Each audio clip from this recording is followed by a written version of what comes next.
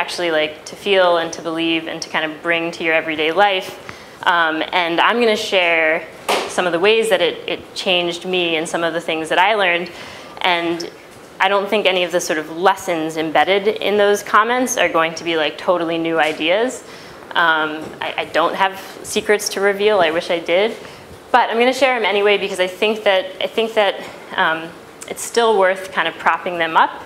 And hopefully I can sort of put it in context. Hopefully I've already started to kind of put it in enough context that it feels real and worth kind of fighting for. And if you buy this premise at all, which I hope you guys are buying it at least a little bit, then it's our job as startup leaders to bring more of that culture here, to take the sort of not so secret sauce and not just know what the ingredients are, but like cook it every day, eat it every day, serve it every day. So I'm going to kind of jump into this like second half of this talk, which is just a few of these like, I'm looking at this as if magically I'm going to have answers to what I should say. And these are kind of the lessons, which have kind of anecdotes that are hopefully helpful attached to them. I have to flip my list here. All right. So the first thing is don't take instructions, take goals, which is maybe not a terribly articulate way of saying that that the endpoint matters, and one shouldn't get caught up in the process or the steps to get there. So this is a true story.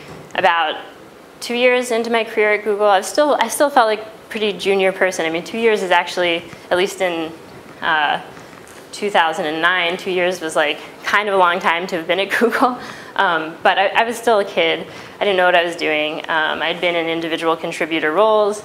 And I took this job that I was excited about. The title was product specialist. And I met with my new manager, who I'd never really talked to except for through an interview.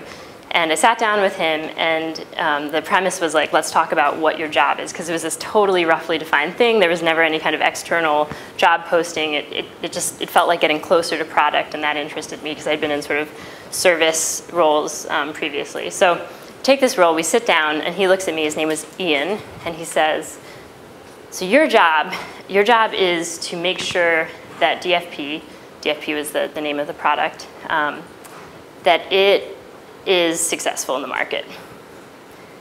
And I was like, okay, like that's a good intro, right, to what my job is. There's like already 200, maybe 250 people working on this thing. It wasn't like a totally new little thing. We like millions of dollars were coming into Google under the name of this product, and billions of dollars of ad revenue were flowing through it. And he was like, your job is to make it successful, which is crazy, right? Like when I've hired designers in the last couple of years, I haven't like sat them down and said, your job is to make the design of Ticketleap the best. Like that, and then just cut them loose and assume they know what to do. But that's what Ian did. He just said, your job is to make DFP successful in the market. Any questions? And I kind of was amazed, and I scratched my head. And I left the room, and I thought, oh shit, I got to figure out how to make DFP successful in the market. And it was a bit daunting, but it was also quite liberating because I wasn't hung up on just executing against a task list or running a process. Like I was giving 100% of my effort towards making this thing successful, which is the only thing that Eric Schmidt would care about, that Larry Page would care about, right? And I think that my ability to sort of have that conversation and then actually get excited about executing on that level is maybe the single most valuable thing that I uncovered at Google. When I started working at Google, and it's funny, I actually still I sort of feel vaguely uncomfortable saying this, even though it's like for totally stupid, prideful reasons. But my first job at Google was an administrative assistant role. And it was a hit to my pride. I wanted to work at this place that sounded ridiculous. I was in San Francisco. I applied. I wasn't qualified for anything. I was like this typical, I had my good college grades and SAT scores, so Google was like interested in talking to me, but I had no technical skills. Like I didn't know what HTML was when I applied to Google initially. I didn't have a known marketing skill set or anything marketable. So I got interviews on the premise that maybe I was smart and could do something. But I was basically, at some point it was determined that I wasn't qualified for this role that I had applied for, which was a semi-technical role. The director, this somewhat senior guy who had interviewed me, however, he liked me, and he had been looking for an administrative assistant for quite a while. He was kind of a tough manager. He didn't want a career administrative assistant, and he called me up and he said, like, I know this isn't the job you applied for, but do you want to do this thing? You could kind of split your time between supporting me and this other role that you were interested in but aren't qualified for. And I said, all right, that seems like a good enough compromise to get my foot in the door. So cut to 5 years later, when I leave Google, I'm in a role in the product management ladder, which is possibly the most coveted ladder at Google because it's a strict requirement that you must have a computer science degree. And it's also a small group, like way smaller than the engineering group. Product management? Yeah, with the engineers, which doesn't strictly require a computer science degree, but it was a bar they could set, and enough people would rise above it that wanted to be product managers that it was a good shortcut. So me moving into product management with no formal technical background was quite a challenge. It required a lot of people to advocate for me, and not to sort of boast about moving into this ladder, but to say that the single Google, the most important thing was that I never let my job title or the sort of bullet points under my job title dictate what I. Another thing I'll say really quickly is if you guys, I don't know, do you guys know about 99U? 99% perspiration is the reference. There's a guy, Sebastian Thrun, who was a Google, his original inroad to Google. Totally awesome, inspiring guy. He gave a great talk on 99U that I highly recommend. And the analogy that he uses that I blatantly steal from him all the time is you want to focus, you want to tell, if you're a leader, you tell people, you make it crystal clear which mountain you want to summit, not where you want them to put their foot next. I think that's a good analogy. I'm always telling myself, I'm always reminding myself at Ticketleap, what's the mountain we're trying to summit? Let everybody figure out where to put their feet. All right, so that's thing number one. Thing number two that I learned and that I sort of was immersed in at Google, don't revere authority. Maybe it should be don't revere authority too much, but probably just don't revere authority. So my first job as administrative assistant, I was reporting to this guy that was a few levels above me because I, not most people don't have administrative assistants at Google. So so that was kind of cool to get to kind of be in the inner circle of this pretty senior guy right out of the gate. But I remember my first performance review with him. He gave me some good feedback, and we got to the areas for development and the old AFDs. And I think my only real substantial area for development was he said that I need to push back more. I need to argue harder. I need to disagree with him more. And maybe it seems like an obvious thing that you should have a point of view and you should bring that point of view to conversations regardless of somebody's title and disagree when it makes sense to disagree. But it's a pretty easy thing to forget when you're sitting in the room with somebody who could be your boss's boss, and you think, you want to just make them happy, you want to prop up their ego, you think maybe that's what they want. If they're a good manager, that's not what they want. They don't need their ego propped up. They need insights. They need contrary opinions. And I thought it was pretty cool that Tom was not just saying this, he was codifying it in my performance review. He was in order to be promoted, the thing you need to do is disagree with me more and more loudly. So that always stuck with me in my career at Google and still at Ticketleap as well. So don't revere authority. Third thing, employee relationships with the company, with each other, shouldn't feel transactional. So there's this guy, Dan O'Reilly. Do you guys know Dan O'Reilly. Does he sound familiar? He's totally cool. He's not a tech guy. He's not a startup guy. He's a behavioral scientist or cognitive scientist. He, I think, is at Duke. Totally interesting guy. Like, follow his blog. You should read his books. He wrote a book called Predictably Irrational about humans doing predictably irrational things. So like programmatic irrationality. And one of the concepts he talks about is how humans are actually more likely to do work, more likely to do favors out of some kind of like social contract than they are when paid. It's a little more complicated than that. It depends on the thing and the amount they're being paid, but he points out that there's these two worlds. There's this world of market norms where you're like paying somebody money for some service or some object, and there's a world of social norms where you're like, you know, the currency is relationship. And in various ways, he does a lot of experiments that basically show that that social currency is way more powerful in most settings than that market currency. And then he points out that people kind of know this, like, you know, Wells Fargo has ads about like where they sort of try to convince you that being their customer means being their friend. It means like they're going to help you buy the house of your dreams. They're going to help you whatever. Like it gets very personal, very social, right? But then when you don't pay your bill on time for Wells Fargo, they slap a charge on you, an overage charge or something. And he points out that breaks the social contract. You cannot, these worlds of like market norms and social norms cannot exist together. You have to really like be totally bought in and trust that you're living in a world of social norms. And it's hard for employers to do this because the basic premise of employment is you pay somebody for their work, right? I don't think anybody does it better than Google, though. You really feel like you're living in a world of social norms at Google. I felt trusted. I felt valued. Everything is honor system at Google. Sick days are honor system, and people didn't abuse it.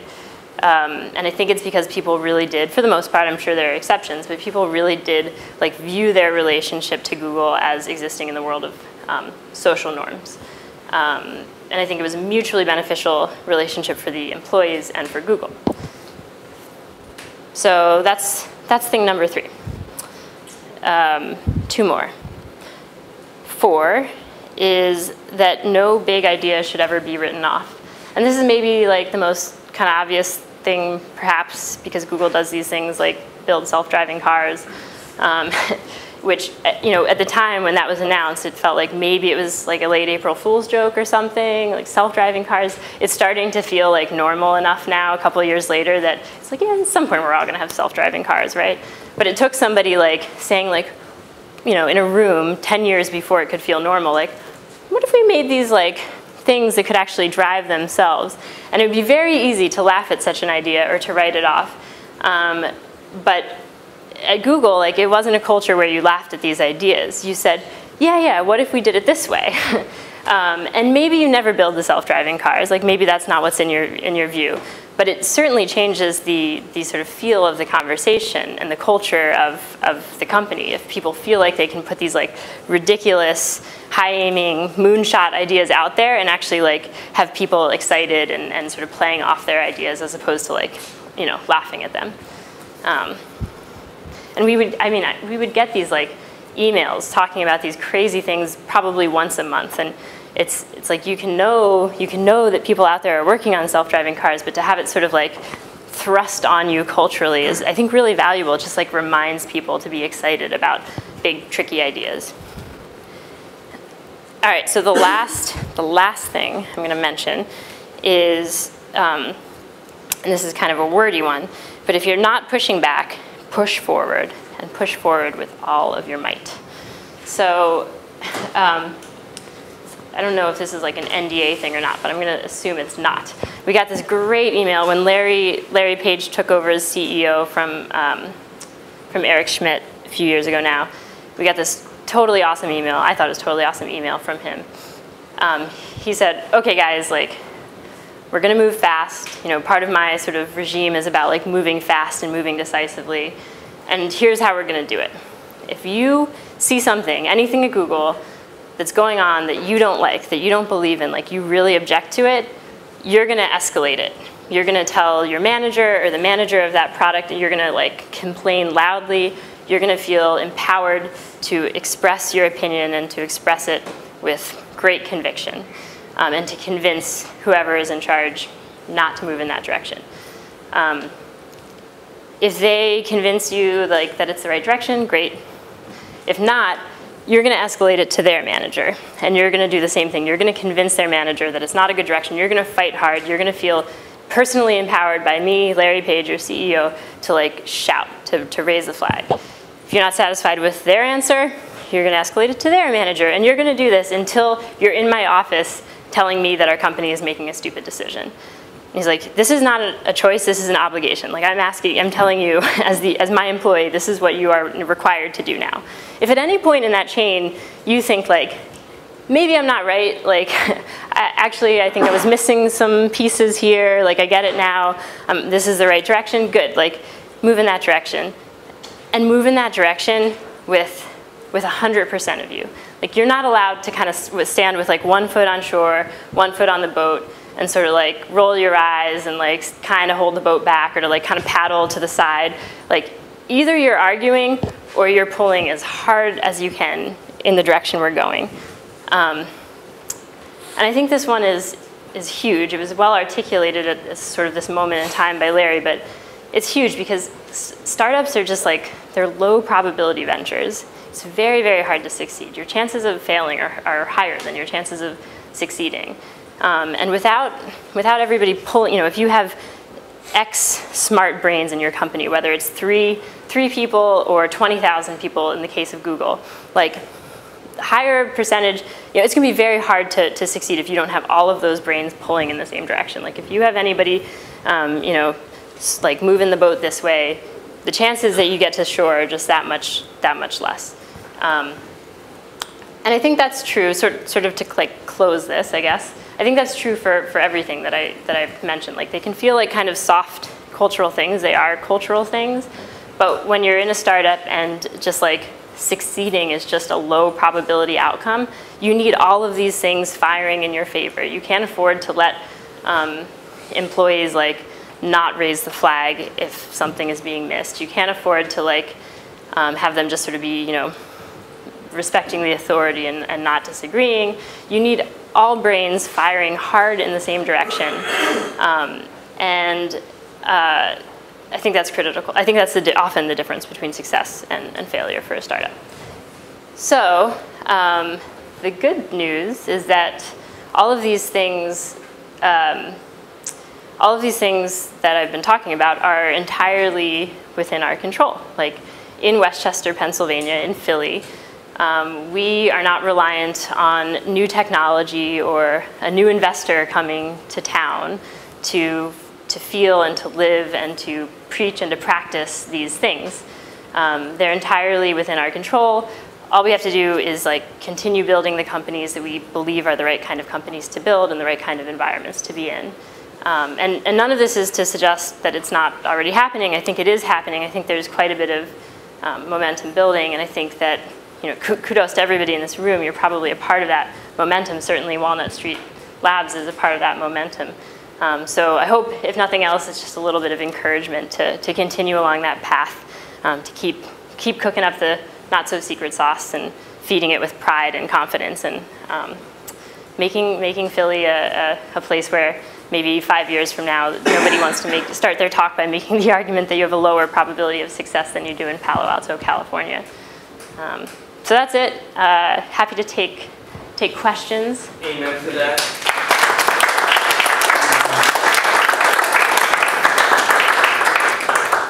Yes. So my question is, you worked in an environment that was a specific company run by CEO, founders, specific philosophy, and obviously huge income flow from their core idea. And it's great that they establish those kinds of values and then collected a group of people and presumably imbue those values and those values. But let's say we're faced in a community like Greater Philly, Right. okay, where we don't have a company like that with a huge revenue stream, blah, blah, blah. But we want to do that from the ground up and still build the same type of environment, but not necessarily within that kind of corporate structure. How would you go about that? Should I repeat the question for audio, or? I think we got it. Okay. Yeah, so, yes, great point. I think I sort of have this, like, I think you're right, like, having that environment sort of visible, present, is this huge, huge leg up, and I sort of got lucky, and I got to live in it for 5 years. So how do you sort of build that from the ground up in a place like Westchester?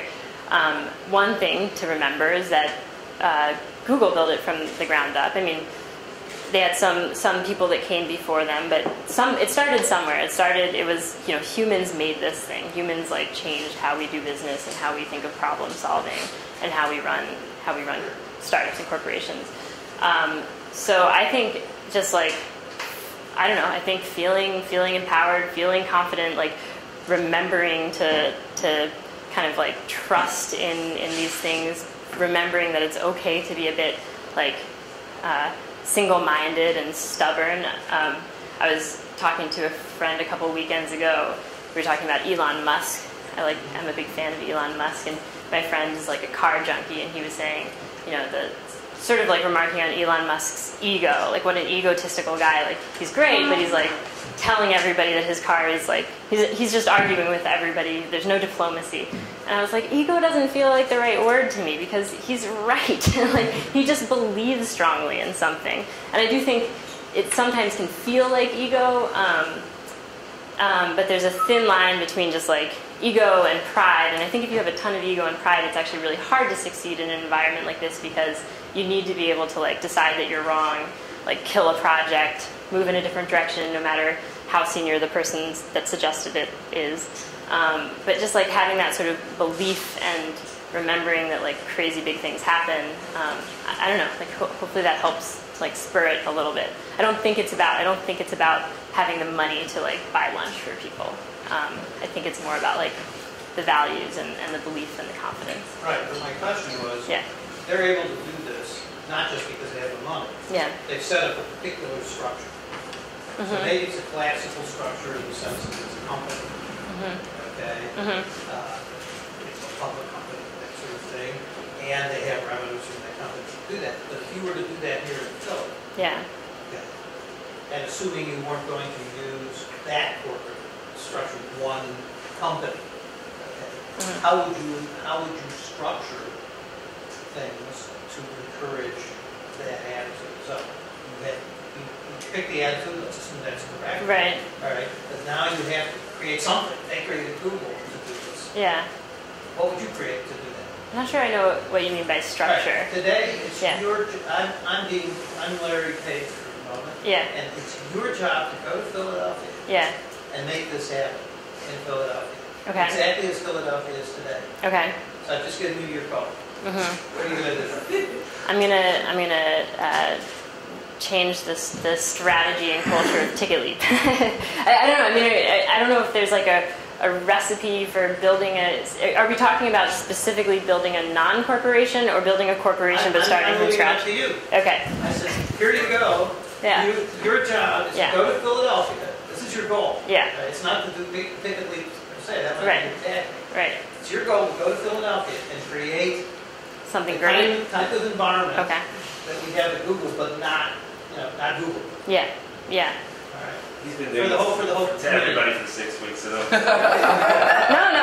It's good. I'd be disappointed if I didn't have. I'm just reflecting back to you. Yeah. Exactly what you said to me. Right. So now I'm giving you that job. Yeah.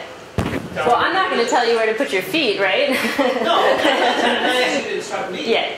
I'm just asking you for ideas about what you would do. Yeah. So the thing that I am doing is I left Google in New York, in part because commuting to New York was getting a little old, but in part because I really wanted to be a part of what was happening here in Philly. And my dream, to sort of like loop back to the intro, is that we would have, not Google necessarily, but but environments like Google in Philly in my adult life. I came to Ticketleap at a moment when Ticketleap was a bit in flux. It's existed for a long time, but it was looking for sort of a new path forward, some way to grow substantially, and very open to what that meant and what Ticketleap should do.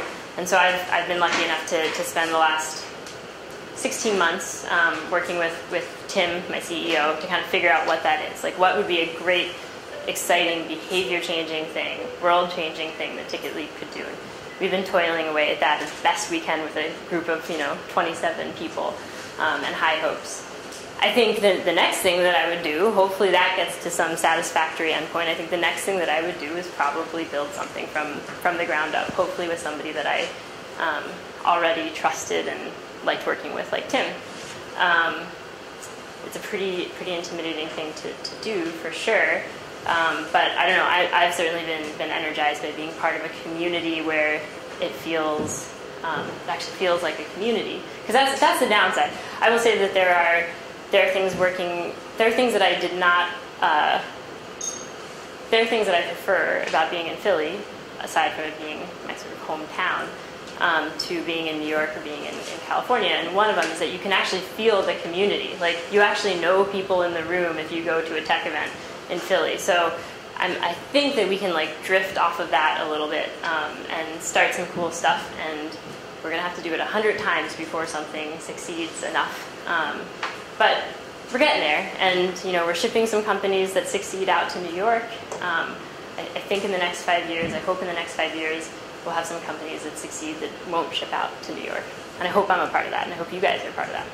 Well, I must think that the answer is right here. You're here, you accepted the invitation to come and talk, and that's part of it, sharing, being open. Yeah. I don't know what part Ticketleap has in Philly Startup Leaders, or if you do anything to invite and to fuel that community. I imagine that's the case. Yes, absolutely. Yeah, I mean, Tim's on the board of PSL.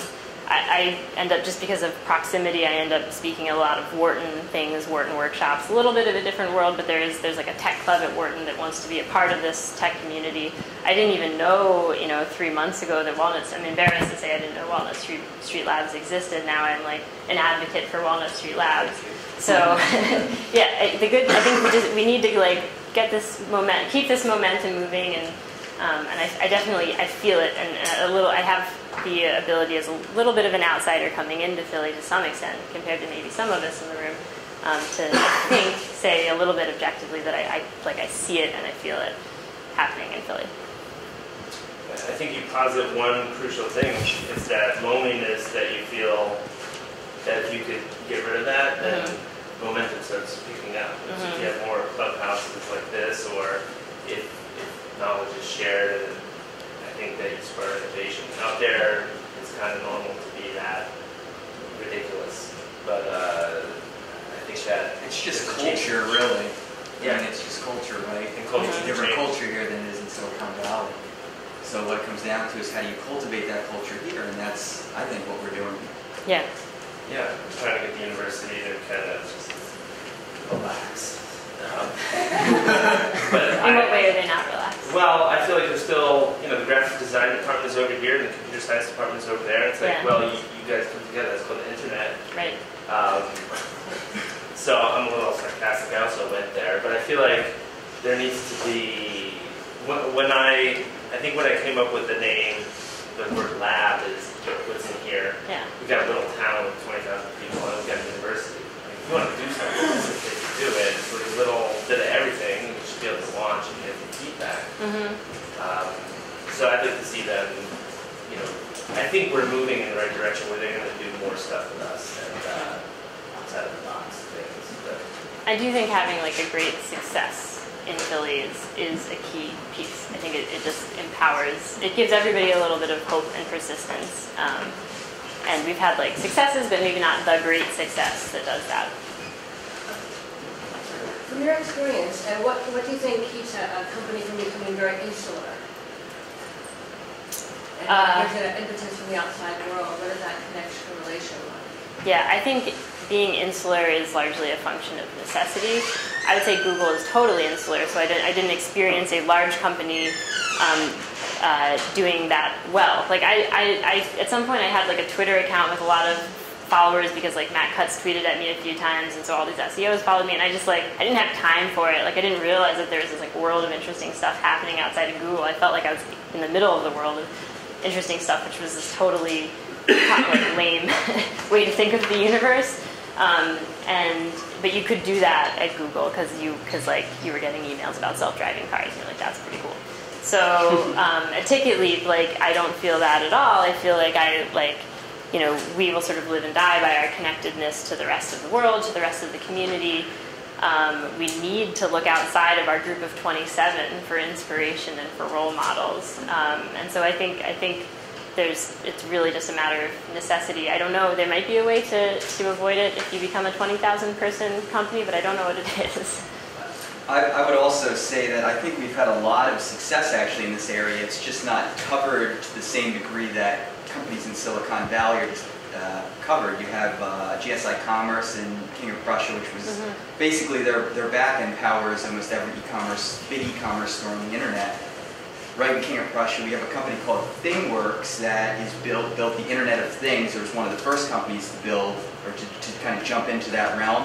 And they were just acquired for $112 million, and yet everybody that I've talked to maybe 20 people about that, and 19 of them had no idea that even happened. And so I think a lot of it is really just, again, creating that culture that ends up helping to communicate those successes better.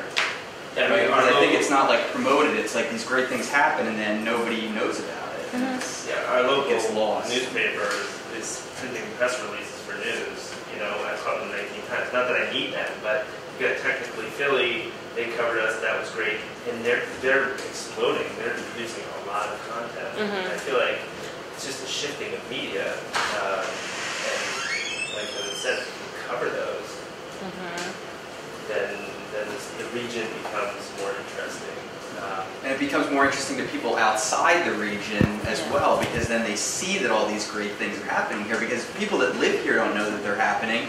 How do people outside the region know? And then why would you come? Right? So And forget that, why would you stay? It's encouraging, but it's frustrating at the same time, because it's like, that ThingWorks was acquired like 2 months ago, and it's like nobody knows about it. It's crazy. Yeah, I get that. I think at the same time I would sort of urge you to not let frustration be the dominant sort of feeling, because I think that is like I look at those things and I say like maybe we could do it better. Like maybe we can build out $1 billion company, which is like all of a sudden the meaning of unicorn has disappeared. Like everybody's selling their company, except particularly for $1 billion, right? Like it's not even that big of a deal. It's crazy. So and they're often doing like totally crazy exciting things. So an e-commerce backend is not the most exciting thing, and that's fine. It's still valuable. That's not like you should build great e-commerce backends, but it makes sense to me that they're not getting the coverage that Oculus Rift is. So be dissatisfied before you get frustrated, I think. John? Yeah, John Fisher for Andy Wine Photonics. I've been thinking about this this morning at Starbucks. How do you create an ecosystem of what I call a creative relational commerce environment where it's not automated, but it's very deeply personal, where there is an exchange of ideas and innovation, and as opposed to the Chamber of Commerce, which is very much networking without the working. Or other imposters like Facebook. You go on Facebook and you're feeling connected.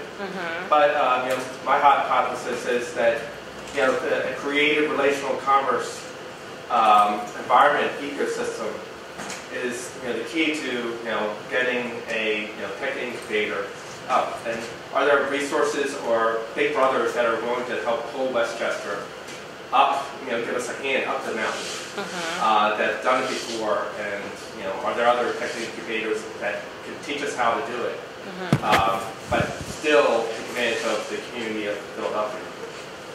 Yeah. Well, I think there are. I also think it can be dangerous to kind of like wait for somebody to come along and pull you up the hill, though.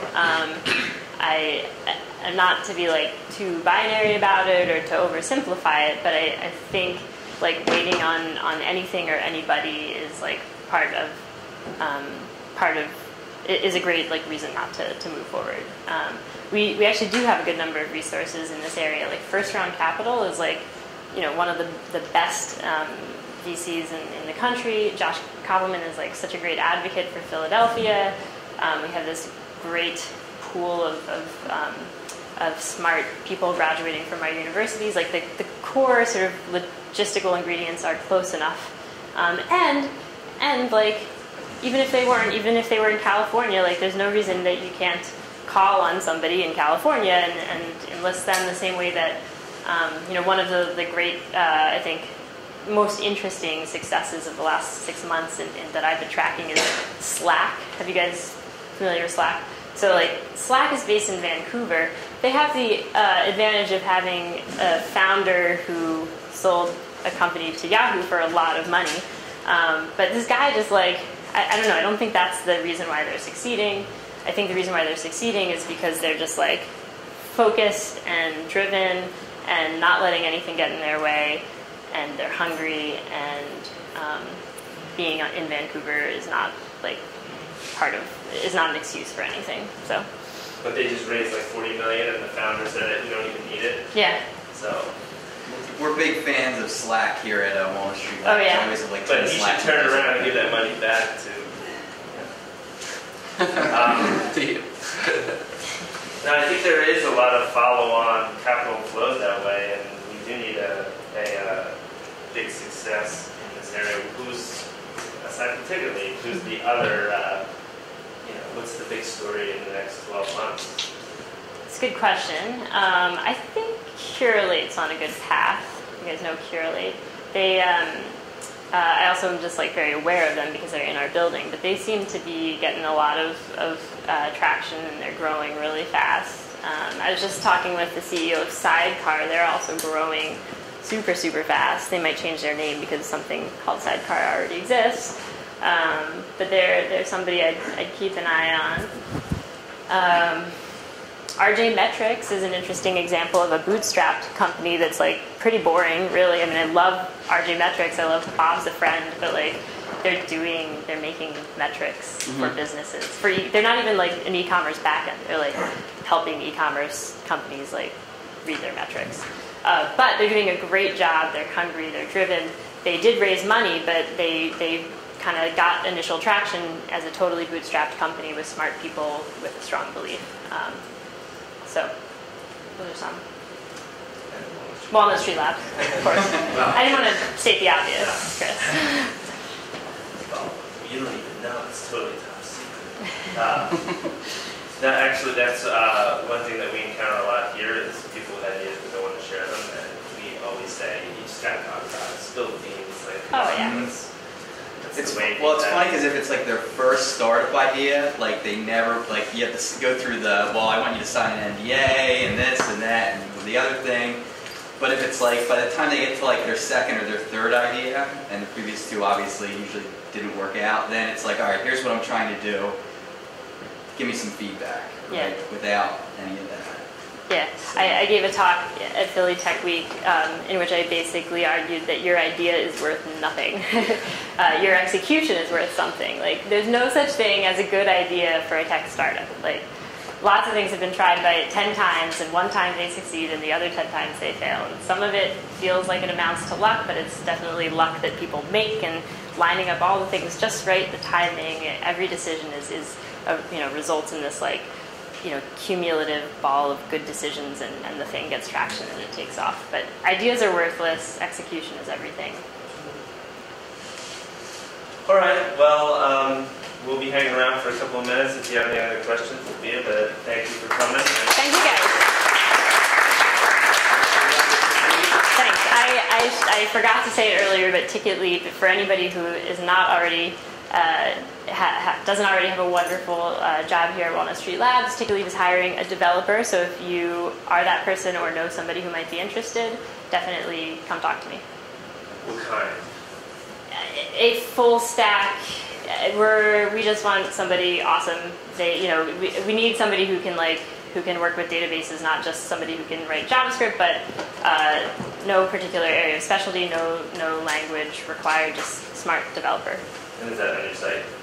It is on our application, which is I didn't really say what Ticketleap is, but Ticketleap is building tools for event creators who are using events specifically to build their community, not to like make money like a theater would, which is sort of the shift that I mentioned in Ticketleap in recent history. But for people like, if Walnut Street Labs wanted to have a big party here and you needed to like know who was going to show up and ticket it and have a cool landing page for it, that's what we're trying to do really, really well. Well, we should try it when we have those. Yeah, have a good party. I'll be here. I like parties. Yeah. Thank you. All right. Cool. Thanks, guys. Thanks. Awesome. Thank you.